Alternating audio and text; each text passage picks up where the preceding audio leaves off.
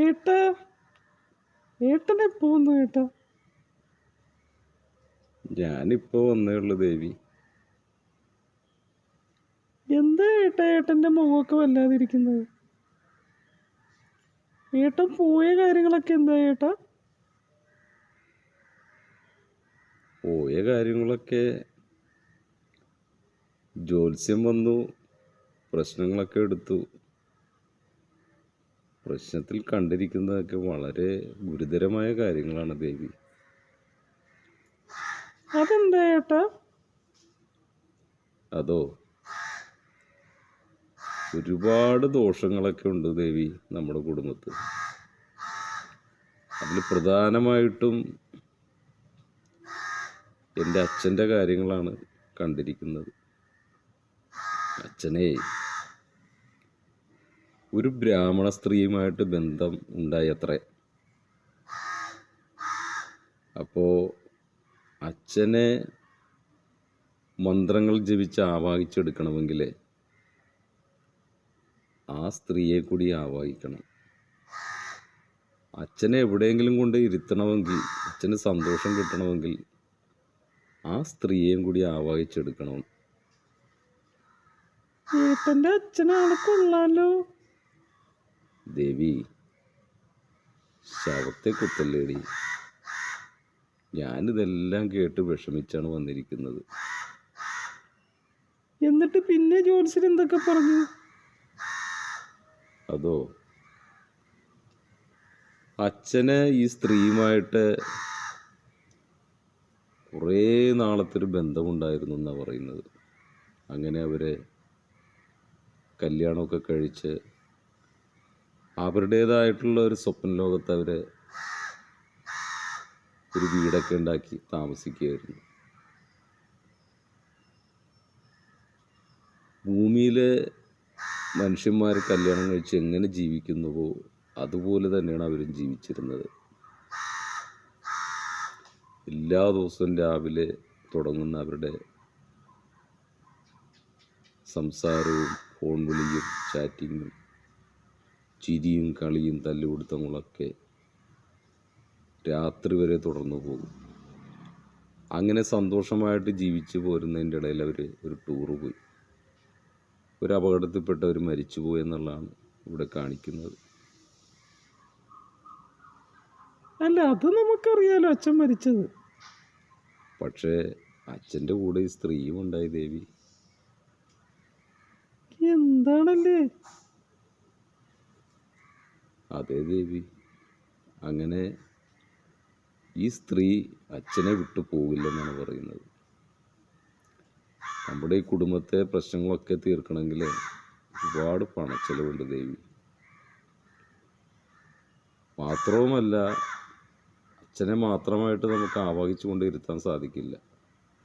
ഈ ബ്രാഹ്മണ സ്ത്രീയെയും കൂടി കൂടെ ഇരുത്തിയാൽ അച്ഛന് സന്തോഷമാവും. പിന്നെ അത് മാത്രമല്ല ദേവി. എന്താ ഏട്ടാ പിന്നെ? അതേ, ഈ സ്ത്രീ മന്ത്രവും തന്ത്രവും പഠിച്ച സ്ത്രീയാണ്. അത് പിന്നെ അങ്ങനെയാണല്ലേ ഏട്ടാ. ബ്രാഹ്മണർ സ്ത്രീ എന്ന് പറയുമ്പോൾ അവർ ജനിക്കുമ്പോൾ മുതലേ അവരെ മന്ത്രങ്ങളൊക്കെ പഠിപ്പിച്ചല്ലേ വളർത്തുന്നത്. അതെ അതെ, സംസ്കൃത മന്ത്രങ്ങളാണ് കൂടുതലും പഠിച്ചിരിക്കുന്നതെന്നാണ് ഇതിൽ കാണുന്നത്.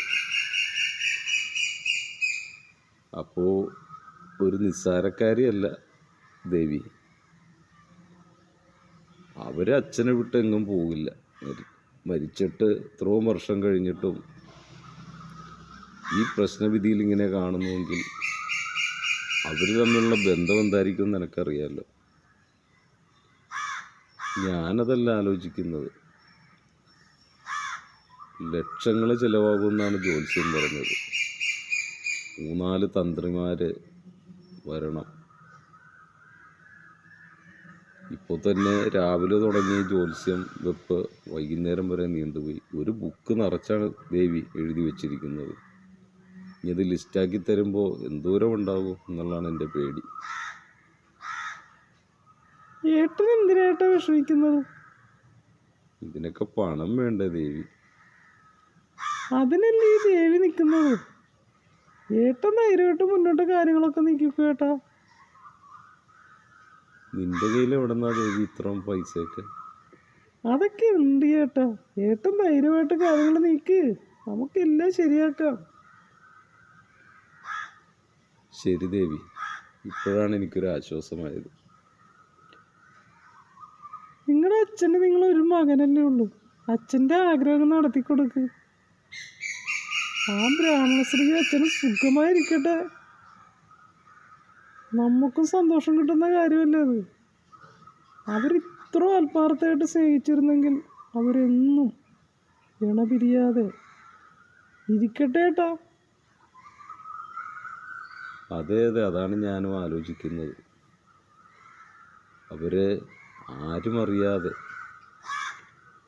മരണം വരെ ഈ സ്നേഹം ഉള്ളിൽ ഒളിപ്പിച്ചു വെച്ച്, ഹൃദയത്തോട് ചേർത്ത് വെച്ച്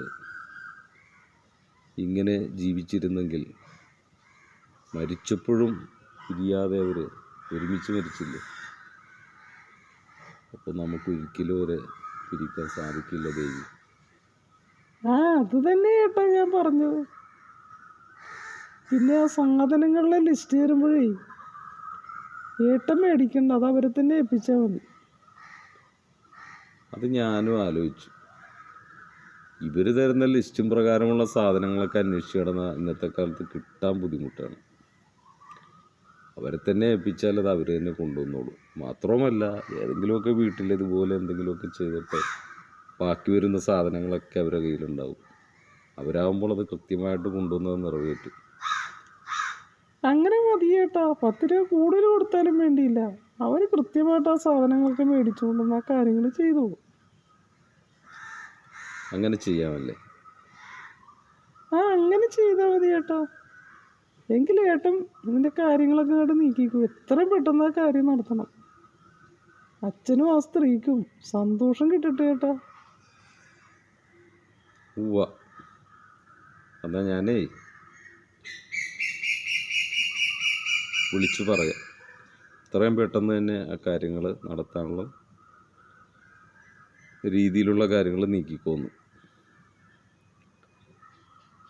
ശരി ഏട്ടാ. ഏട്ടനൊരു ചായ എടുക്കട്ടെ? ആ ദേവി, ഒരു ചായ എടുക്കേണ്ടി വരും.